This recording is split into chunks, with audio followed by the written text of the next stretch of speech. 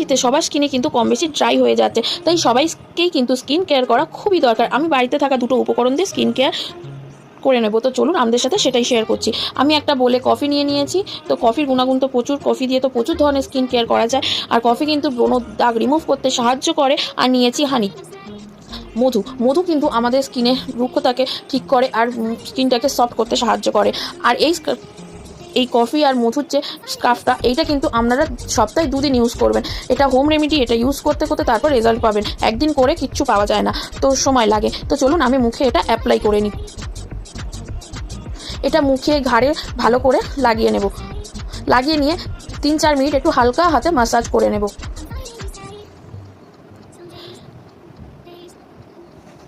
তো আমার ম্যাসাজ করা হয়ে গিয়েছে, আমি ওয়াশ করে চলে এসেছি। তো দেখুন কতটা গ্লো এসছে আর কতটা স্কিনটা পরিষ্কার হয়েছে।